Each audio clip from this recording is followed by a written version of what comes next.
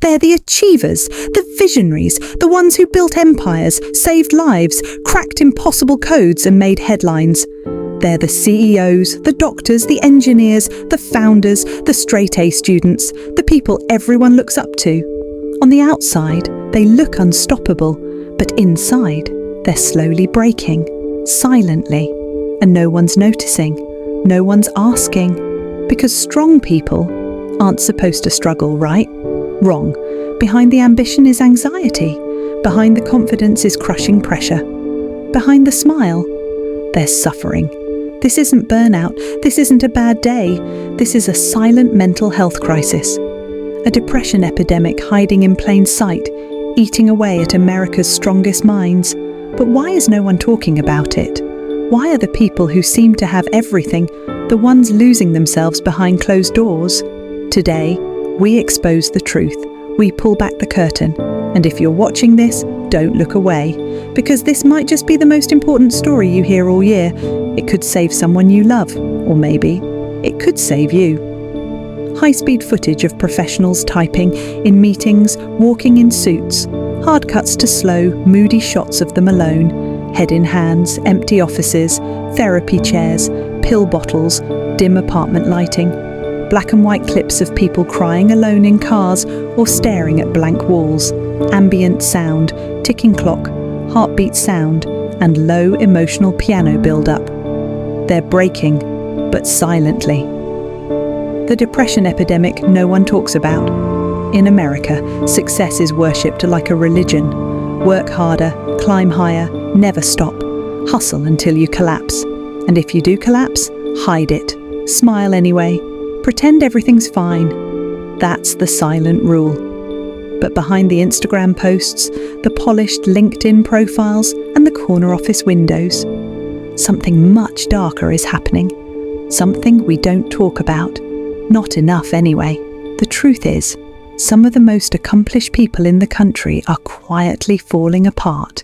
They're not lazy. They're not weak. They're the ones who check every box, graduated top of their class, built 7-figure companies, operated on brains. But behind the success, they are battling invisible storms, depression, anxiety, chronic burnout, and in the most tragic cases, suicidal thoughts, all hidden behind a flawless performance. According to a recent mental health survey, over 63% of high-achieving professionals, lawyers, doctors, executives, and even students report symptoms of clinical burnout or depression. But here's the catch. Only 18% actually reach out for help. Why? Because admitting they're struggling feels like admitting failure, and failure is the one thing they were never allowed to do. Let's talk about some real-life profiles, the kind that never make the news. Imagine a surgeon, one of the best in the country. She spends her days saving lives in operating rooms, but when night falls, she can't sleep. Her hands won't stop shaking. The pressure to be perfect is eating her alive, and she tells no one, because she's supposed to be the strong one. Or take a Silicon Valley tech CEO, celebrated in the press, featured on magazine covers. But every time he enters a boardroom, he's plagued with one thought: I'm a fraud, I don't belong here. That's imposter syndrome, and it's destroying his mental health. Then there's the student, perfect GPA, full ride scholarship, captain of 3 clubs, on paper. She's a dream, but at 2 a.m. she's crying in the shower, exhausted and numb, wondering what happens if she just lets go. But she won't tell anyone, because who would believe the golden child is struggling? These stories are not rare, they are everywhere, and the silence is deafening. You see, high achievers are often high-functioning depressives. They still show up, they still succeed, but inside they're breaking piece by piece. And because they perform so well, no one ever asks, "Are you okay?" Not really. Society teaches us that success is armor, but it's not. Sometimes success is a mask, hiding trauma, fear, and exhaustion underneath. The ones you admire the most, they might be the ones suffering the deepest. Because no one checks on the strong friend, no one questions the perfect boss, and no one thinks the smartest kid needs help. But here's the truth. Even the brightest minds can break. Even the strongest hearts can shatter. And sometimes, the people saving everyone else are the ones who need saving the most. Why are the people with the most to live for struggling the hardest just to survive? You'd think success would protect them, that money, status, education would shield them from the darkness. But in reality, the pressure of that success is often the very thing breaking them. Let's talk about the invisible killer in the room, something called high-functioning depression. These are people who never miss a deadline. They smile at meetings, they hit every goal, but inside they feel empty. They laugh during the day and cry at night. And because they seem fine, no one checks in. No one sees the pain behind the performance. Now add this: toxic productivity culture. In America, there's a dangerous belief. If you're not working, you're wasting time. Rest is labelled lazy. Breaks are frowned upon, and exhaustion, that's just a badge of honour. So we grind, we push, we hustle ourselves into breakdowns. And when the body starts screaming for rest, we silence it with caffeine, fake smiles, and another to-do list. One tech executive said, "I haven't taken a real day off in 4 years. If I stop, I feel like I'll disappear." But there's another force at play, something much more subtle: social media pressure. We live in a world of curated perfection. Every scroll shows someone richer, fitter, happier. We compare our raw, unfiltered reality to someone else's highlight reel. And every time we do, our self-worth takes another hit. Even the most successful people feel this. Imagine being on Forbes 30 under 30 and still thinking you're behind. Now let's talk about something most people never mention: isolation at the top. The higher you climb, the lonelier it gets. When you're a leader, a top student, or the smart one in the room, people stop asking how you are. They assume you're fine, or worse, they think you're too blessed to be stressed. But here's the truth: the people at the top often suffer in silence. They don't want to burden others. They're afraid to look weak. And eventually, they start to believe no one would understand anyway. And finally, the deepest wound of all: unhealed trauma. Many high performers were once kids who had to grow up too fast. They learned to survive by overachieving. They turned pain into performance, but they never stopped to heal. And now, that childhood pain is still there, just buried under degrees, titles, and trophies. One anonymous quote said it best: "I felt I had no right to feel depressed. I was winning, but I was dying inside." Let that sink in. These people aren't broken, they're carrying too much, and no one ever taught them how to set it down. So why are America's strongest minds silently breaking? Because success without support is a slow form of collapse. Because pressure without peace is a ticking time bomb. And because being strong has become a role, not a choice. Mental strength, grit, resilience, discipline. We celebrate these qualities like they're unbreakable. But here's the truth: mental strength is not immune to biology. Your mindset may be steel, but your nervous system is still human, and eventually biology fights back. Let's start with a hormone you've probably heard of: cortisol. It's your body's main stress chemical. It's what helps you get through deadlines, exams, emergencies. In small doses, it's useful. But when you're under constant pressure, like most high achievers are, your cortisol never shuts off. That's called cortisol overload, and it's dangerous. Over time, it eats away at your brain's ability to regulate emotions. It shrinks your hippocampus, the part responsible for memory. It floods your body with inflammation, and it makes even small problems feel like life or death.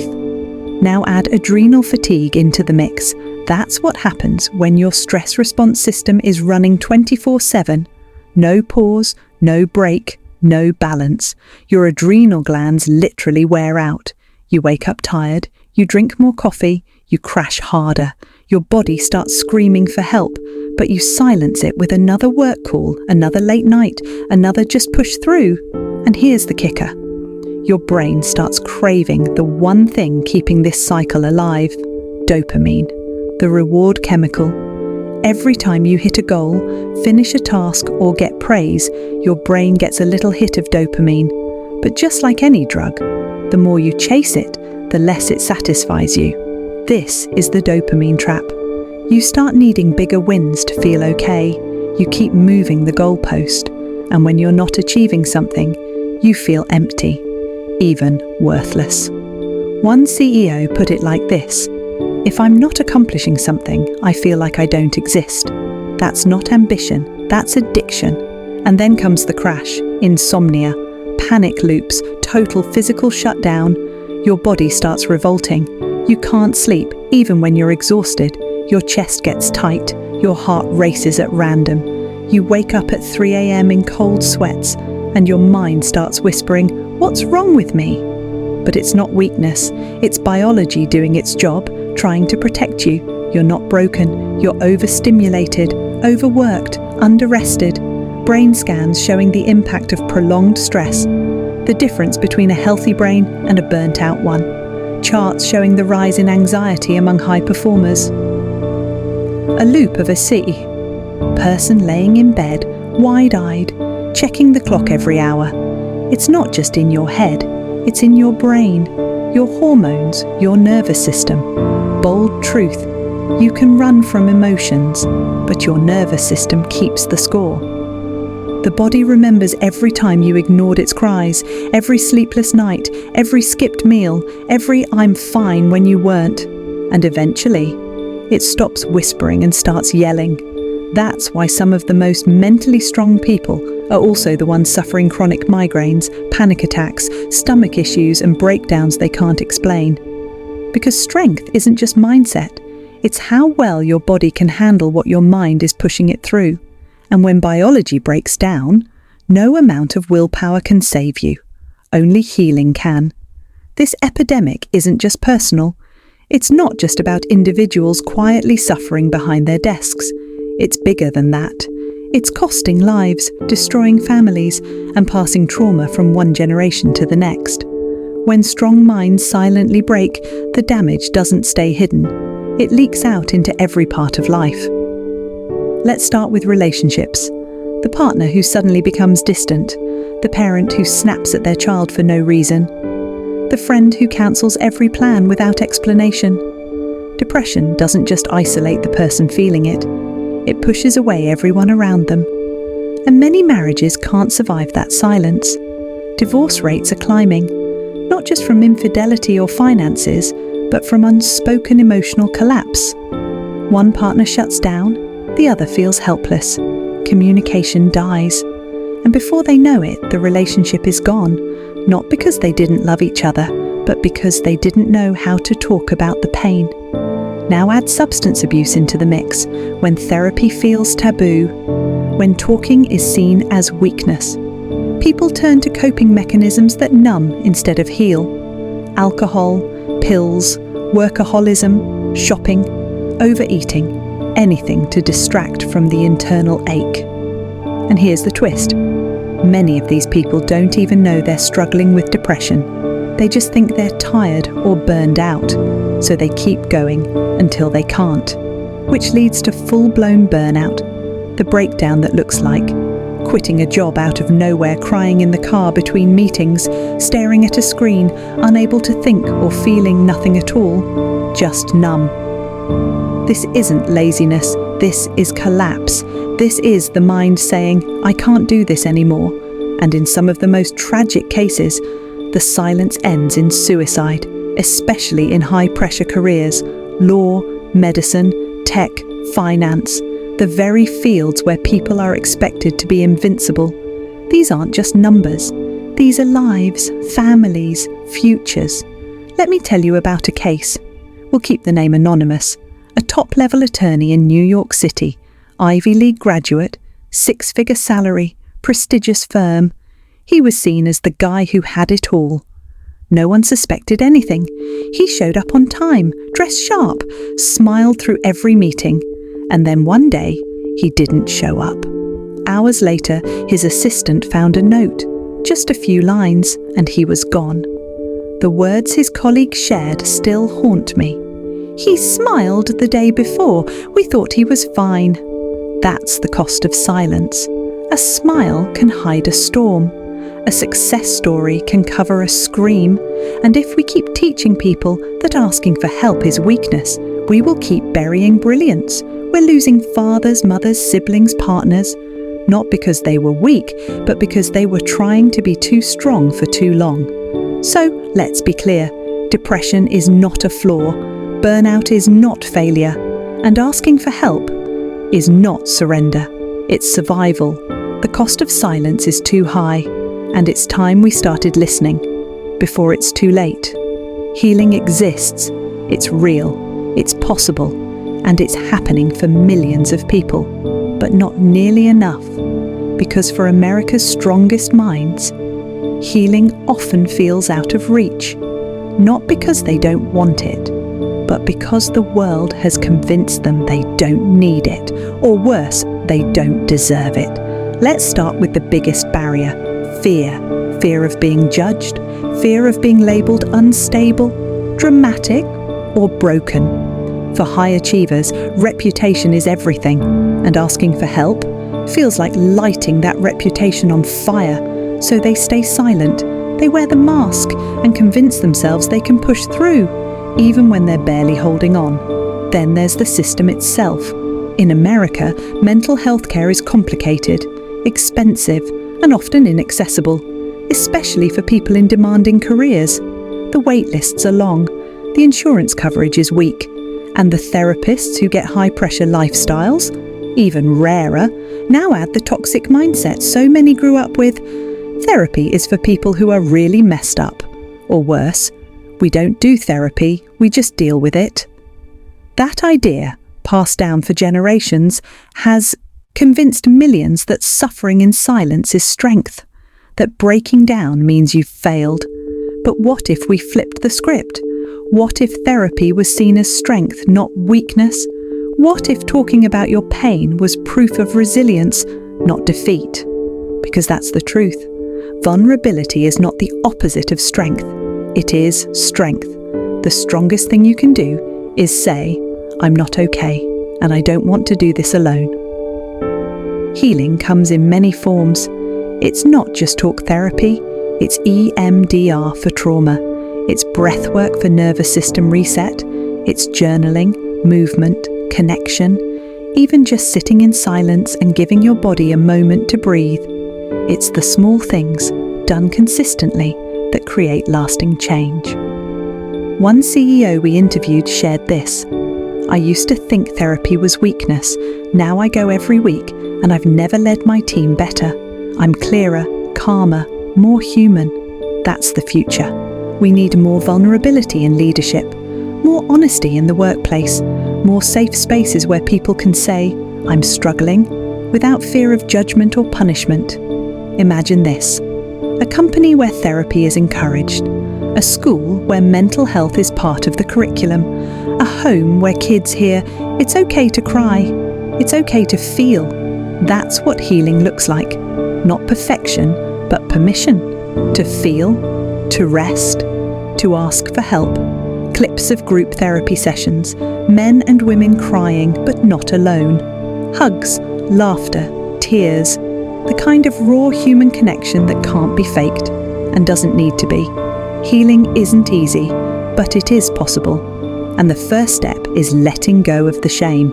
Because the truth is, you're not weak for needing help. You're human. And being human is messy, but it's also beautiful. And so is healing. It's true, the conversation is changing. Mental health is no longer just whispered behind closed doors. More people are speaking up. Celebrities, athletes, CEOs, even teenagers. There are mental health apps, therapy podcasts, online support groups, national awareness days. And yet, the question remains: is it enough? Let's start with the good news. Gen Z is rewriting the rules. They're more open than any generation before them. They're talking about therapy on TikTok. They're using words like trauma, boundaries, and self-regulation. Things older generations never dared to say out loud. They're pushing for better systems, safer spaces, real conversations, and they're demanding that emotional health be treated like physical health. That's powerful. But there's a gap. Because while Gen Z is opening up, many boomers and Gen Xers are still stuck in silence.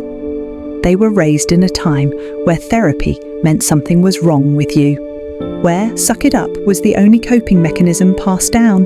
So in workplaces, in families, in leadership, there's still resistance, still stigma, still people suffering quietly because they think pain is just part of the job. And then there's the institutional problem. Mental health in schools is still underfunded.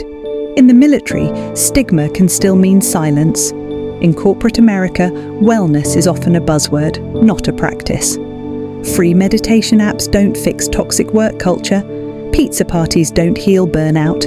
And mental health days mean nothing if employees are punished for taking them. We can't just say the words, we have to back them with action. And that brings us to a deeper issue. America's healthcare gap. Millions of people can't afford therapy. They're stuck on wait lists, they're juggling multiple jobs, or they live in places where therapists simply don't exist. Healing becomes a privilege, and pain becomes a sentence.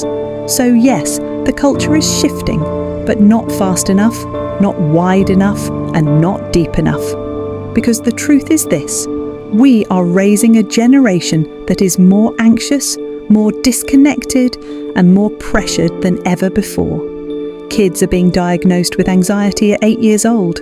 Teens are struggling with panic attacks they don't know how to explain. College students are dropping out not because they're failing, but because their mental health is collapsing, and we're still telling people to just breathe, stay strong, or get over it. If this epidemic isn't addressed, it won't just affect individuals. It will shake the foundation of our society. Mental health isn't a side issue, it's the centre of everything. Our homes, our schools, our workplaces, our future. And unless we stop treating it like a quiet problem, it will become a very loud crisis. The shift has started, but now we have to choose how far we're willing to go. If you've made it this far, it means you care, and that matters more than you know. So take a moment, check on your strong friends, the ones who always say, "I'm fine," the ones who never ask for anything, the ones who seem to have it all together. And while you're at it, check on yourself. Be honest about what you're carrying, because behind the strongest smile may live the deepest pain. You don't have to carry it alone, and neither does anyone else.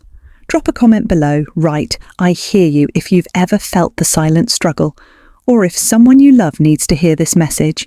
If this video hit your heart, like it to help spread the message. Subscribe for more raw, real stories that matter. You might not know who needs this right now, but share it anyway. One click could save a life.